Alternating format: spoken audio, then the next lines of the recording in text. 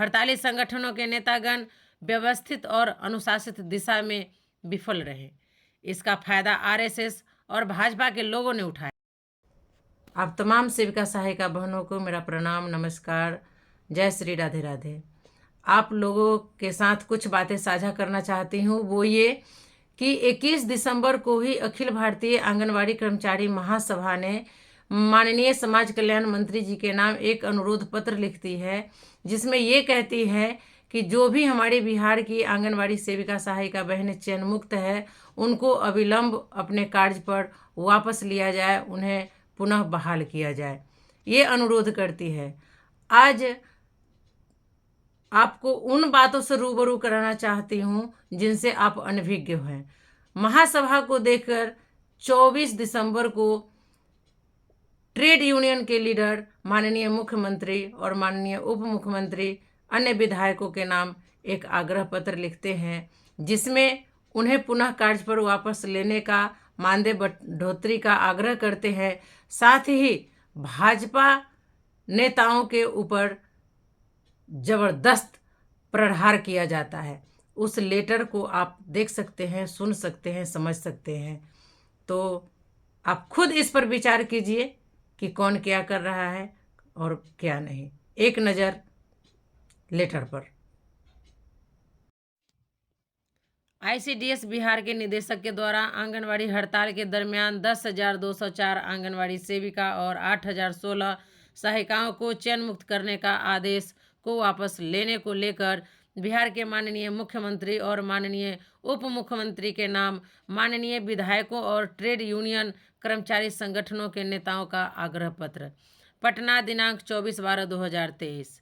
जी हाँ, ये trade union के लीडरों ने माननीय मुख्यमंत्री और उप मुख्यमंत्री के नाम एक आग्रह पत्र लिखे हैं।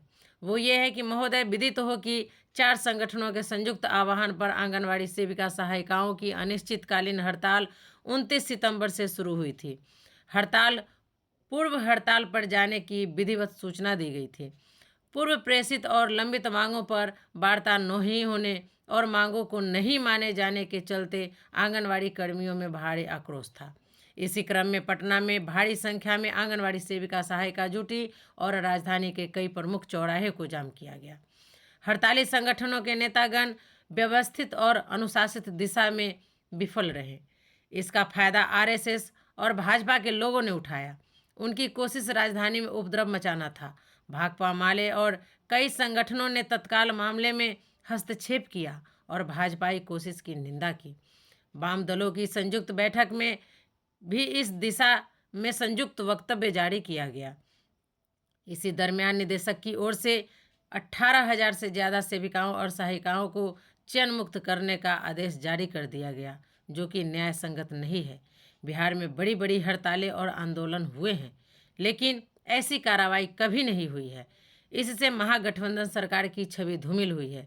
18,000 से ज़्यादा अल्प वेतनभोगी महिला वर्कर्स को काम से बाहर कर राज्य में अति निर्धन परिवारों की संख्या बढ़ाने का काम समाज कल्याण विभाग ने किया है।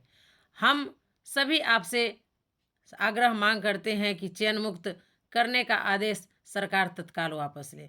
हम आपसे यह भी अपील करना चाहेंगे कि राज्य सरकार अपने स्तर से, अपने मद से इनके मानदेय में बढ़ोतरी करे, क्योंकि बिहार में अन्य राज्यों की तुलना में काफ़ी कम पारिश्रमिक इन्हें मिलता है। महिलाओं को आर्थिक रूप से सबल बनाने की दिशा सरकार की है और इन लोगों ने जाति जनगणना, सामाजिक आर्थिक रिपोर्ट तैयार करने में अहम भूमिका निभाई है। इन लोगों की मांगों को सरकार सम्मानजनक ढंग से पूरा करे और फिर हम सभी मिलकर केंद्र प्रायोजित स्कीम वर्कर के सवालों को लेकर केंद्र सरकार पर दबाव बनाएं। हम सभी सरकार के इस प्रस्ताव से सहमत हैं कि केंद्र प्रायोजित सभी योजनाओं में केंद्र सरकार 90% राशि दे, लेकिन राज्य सरकार को भी यह प्रतिबद्धता दिखलानी चाहिए कि राज्य में किसी भी कर्मी की मासिक पारिश्रमिक 15,000 से कम नहीं हो। उम्मीद है कि सरकार सहानुभूतिपूर्वक विचार कर चयन मुक्त करने के आदेश को वापस लेगी और उनके मानदेय में यथोचित बढ़ोतरी करेंगी। निवेदक जो भी ट्रेड यूनियन के लीडर हैं, महबूब आलम, सत्यदेव राम, संदीप, सौरभ व अन्य। अब तो आप लेटर पढ़ भी चुके, सुन भी चुके। अब आपको हमें बताने की ज़रूरत नहीं है, क्योंकि आप लोग खुद समझदार हैं। आपको पता चल गया होगा कि कौन क्या सोच रहा है, क्या कर रहा है। महासभा इस काम को बहुत पहले ही कर चुकी है, लेकिन अब देखा देखी सब लोग कर रहे हैं। तो मैं आपसे यही कहना चाहूँगी कि अगर महासभा परिवार को आप अपना मानती हैं, आप इनके विचारों से सहमत हैं, इनके द्वारा जो असहयोग सत्याग्रह आंदोलन का आगाज किया गया है उसको सही मानते हैं, तो आप अपने महासभा परिवार में आइए और कदम से कदम मिलाकर साथ चलिए।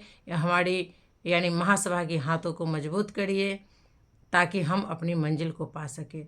इसी के साथ हम अपनी बातों को यहीं पे समाप्त करते हैं। फिर मिलते हैं अगले वीडियो में कुछ नई जानकारियों के साथ। तब तक के लिए जय श्री राधे राधे।